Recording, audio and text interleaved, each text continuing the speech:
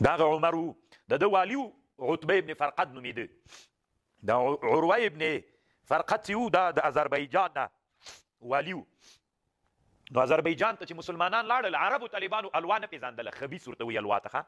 د الوا نه ده مونږ چې پخو حلوا چې د وړو د غوړیو او د هغه نه پخېږي څه ورته بوره پکې اچول کېږي. هغه وخت کې خو بوره نه وه شات پکې به اچول کېدل. نو دا په عربو کې عادت نه و. عربو دا نه پېژانده ځکه دوی بدوي خلک ولکوچان یې اوس هم نه پېژني الوا. هغه اصلي بدویان کوچیان. نو عمر رضی الله عنه چې کله په د عتبه ابن فرقد اذربایجان ته لاړ، دی د مسلمانانو مشر و د جهاد هلته. نو اذربایجان کې مسلمانانو د الوا وپېژندله. ډېر خوند یې ورکړ الوا.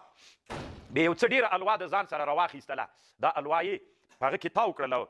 یو قاصد ته یې ویلې وي دا عمر صاحب ته وروړه. کله چې مدینې منورې ته راغی 2 سړي ورسره کړل. عمر ته چې راغی عمر رضی الله عنه چې خلاصه کړله نو ورته ویلې دا څه شی دی وي خبیث ته چې وایي چې که خوږ شی ډېر خوند یې ورکړ.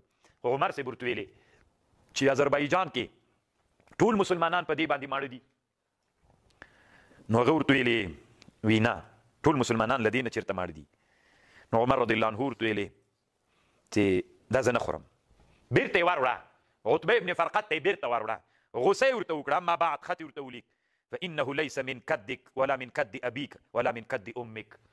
دا ستړي چې تېره کړې چې نن الوا خوري دا نه دي تا د پلار ستړې ده، نه دي تا ستړې ده، دا نه دي تا د مور ستړې ده. ته مشر یې، تا چونکې قمندان یې، تا ډېره خوړلې ده. نو ما ته دې هم رالیږلې فکر دې کړی ده چې نور مسلمانان چې په جهاد کې در سره دي هغه به هم له دې نه ماړي. نو دا چې نن په الوا خورې دا د تا ستړې نه ده، د پلار ستړې دې نه ده، دا د مجاهدینو د قهرمانانو ستړې ده. بیرته یې ورولېږله طالبانو. بیا ورته ویلې اشبع المسلمین فی رحالهم مما تشبع منه فی رحلک. خپل ځای کې چې خیمه وهلې هلته خو ته موړ یې، مسلمانان هم ماړه که. هغه شي باندې چې ته موړ یې مسلمانان هم ماړه که. چې پوښتنه الله عز وجل د ما نه وکړي. بیرته یې ورات کړه طالبانو وایي نه خوړله. الله عز وجل دې د موږ په حال باندې رحم وکړي. الله عز وجل دې موږ ته د عمر رضی الله عنه په لاره باندې تګ نصیب وګرځوي.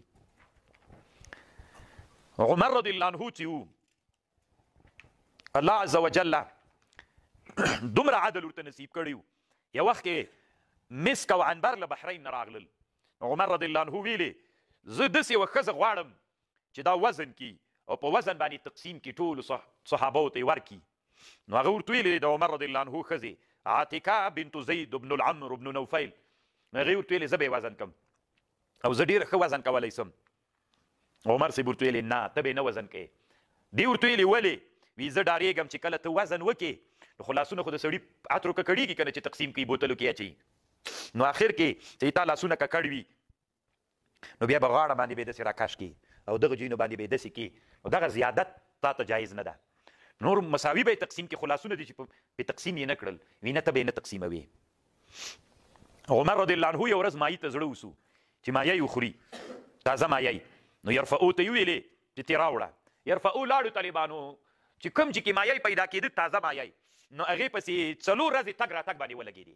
عمر صاحب نه و خبر چې دومره ډېر وخت پې ولګېد. یرفعو چې بیرته راغی په زنبیلو ټکرۍ کې مایي راوړي ول. چې بیرته راغی عمر رضی الله عنه ته نو د اوښه مینځلې وله لکه دا اوښه ستړې سوې وه خولې سوې وه مینځلې وله د غوږ لاندې جای ترې پاتې و. عمر رضی الله عنه چې راغی چې ویې کته چې دا اوښه څومره خولې سوې او دا خو یې مینځلې ده غوږ ترې پاتې سوی ده. نو عمر رضی الله عنه ورته ویلې چې عذبت بهیمة فی شهوة عمر لا والله لا یذوق عمر مقتلک. یوه اوښه د بیت المال د عمر صاحب د شهوت دپاره چې مایي ته یې هغه ستړې سوې عذاب کړل سوې ده 4 ورځې مزل د تګ و راتګ قسم په الله باندې چې دا مایه زه نه خورمه. وی نه خوړې طالبانو. نو الله عز وجل عمر رضی الله عنه ته دومره لوی منقبت ورکړي. عمر رضی الله عنه جراد ابن طارق وی یو ورځ زه د عمر صاحب سره روان وم د سهار مانځه نه وروسته د سهار مونځ و د سهار مانځه نه وروسته را روان وم چې کتل مې په بازار کې د یو وړکي ماشوم غږ ده زاړي نوی ماشوم چې پیدا سوی وي چې زاړي نو داسې یوه زړه ده چې کتل مې مور یې مور سره ده. عمر رضی الله عنه ورته ویلې ما شانه کې څه کوې دلته نوی سهار سوی ده. قال جئت الى هذا السوق. د ښځې ورته ویلې زه بېګا د بازار ته راغلی وم لبعض حاجه څه حاجت مې و فعرض لي المخاض ما باندې د اولاد مرض راغی فولدت غلاما وهي الى جانب دار قوم في السوق. بازار ته نږدې د یو همسایه کور دلته مې بچی وزېږو. عمر صاحب ورته ویلې هل شعر بك احد من اهل هذا الدار.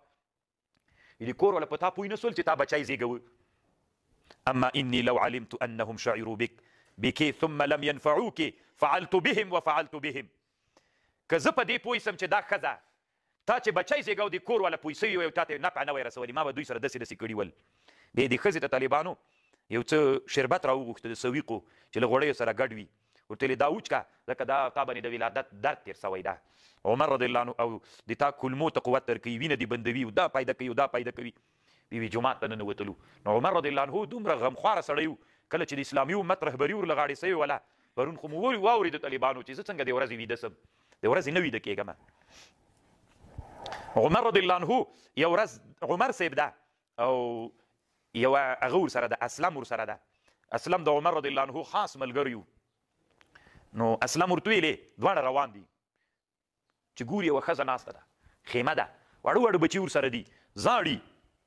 عمر رضی الله عنه ورنږدې سو دروازې ته یا خیمې ته غږ کوي، یا امت الله ما بکاء هذا الصبیان، ای د الله مینځې ولې دا بچي زاړي؟ هغې ورته ویلې چې دا وږي دي، په دا کټو کې نو څه شی بار دي، وي اوبه مې کې اچولي اور مې پسې کړی، اعللیهم ماشومان هسې غلطوم چې ودرې پخېږي، شته د هېڅ شی نسته ده. قالت قد جعلت فيها ماء هو ذا اعللهم به حتى يناموا. عمر سي په زړه سو. ثم جاء الى دار الصدقه واخذ الغراره، یو جوال راواخیست وجعل فيها شيئا من الدقيق والشحم والسمن وتمر وثياب ودراهم حتى ملأ الغراره، جوال دك. ثم قال يا اسلم احمل علي، دا بار بشاكا. فقلت يا امير المؤمنين انا احمله عنك، زي باروم تي ما باروا. قال لي لا ام لك، مور دي بورس يا اسلم، انا احمله لاني انا مسؤول عنه في الاخره. په ورځ د قیامت چې الله ته ودرېږم، الله به ما نه پوښتنه کوي چې هغه واړه ماشومان چې وږي ول ولې دې تا له لاسه وږي ول؟ ما نه الله پوښتنه کوي. فحمله حتى اتى به منزل المرأة فاخذ القدر فجعلها دقيقا وشيئا من شحم وتمر وجعل يحركه بيدي وينفخ تحت القدر فرايت الدخان يخرج من خلال لحيتي حتى طبخ. دې طالبانو په کاسو کې ورته واچول، چې کاسو کې ورته واچول د واړو ماشومانو د هغه وخوړل، اریوته ورکول حتی شبعوا، واړه ماشومان ماړه سول. ثم خرج وربض بحضائهم حتى كأنه الصبح. د خیمې نه لرې هلته کېناسته، داسې ګونډې وهلې وې، تا به ویل زمری ناسته تیاره ولا.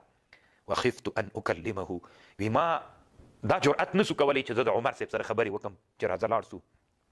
فلم يزل كذلك، همداسې ناستو چورتي ناستو او د خیمې ته راکتل لرې ناستو. او حتى لعب الصبيان وضحكوا، او وړو ماشومانو چې ماړه سول مستي شروع کړه خندل یې. ثم قام راپورته سو فقال يا اسلم تدري لما ربست بحضائهم، ته پوه سوې په دې چې ما ولې ګونډې وهلې وې دلته ناستم؟ قلت لا. قال رأيتهم يبكون، ما داسې حالت باندې ولیدل چې زړل یې. فکرهت ان اذهب، زړه مې بده راته ښکارېده چې لاړ سم او دوی سره تر څو پورې چې دوی په خندا ونه وینم چې کله. فلما ضحكوا طابت نفسي، نفس مې خوشحاله سو، د اوس ترې ځه. نو طالبانو الله عز وجل عمر رضی الله عنه ته دومره لوی والد رحمه الله ویلي د یو جرمني د کتاب نه نقل کو، یو جرمني لیکلی دي چې که اسلام کې د عمر صاحب غوندې یو بل سړی راغلی وای نو ټوله دنیا به اسلام نیولې وله، یعنې د اسلام دین به دومره خپور سوی و که د عمر صاحب غوندې یو بل سړی اسلامي امت ته راغلی وای. طالبانو عمر رضی الله عنه داسې هیبت درلوده. یو ورځ علي رضی الله عنه، عثمان رضی الله عنه، څه نورو صحابو هغه ته وویلې عبدالرحمن ابن عوف ته، وی ته د عمر صاحب سره څوک وکړه، خبرې وکړه، ورته ووایه چې ډېر تیز یې، لږ نرمي کوله خلکو سره، حتی هغه جنکیانې چې پیغلې دي په ټیکریو کې دي تا نه ډارېږي چې دا غږ دې واوري سخت ډارېږي، نو لږ نرم سته. عبدالرحمن ابن عوف ورته راولېږه چې ته عمر صاحب ته ووایه. فكلمه عبد الرحمن فقال عمر إني لا أجد لهم إلا ذلك، والله لو أنهم يعلمون ما لهم عندي من الرأفة والرحمة والشفقة لأخذوا صوبي عن عاتقي. دا طالبانو یو نادره وه.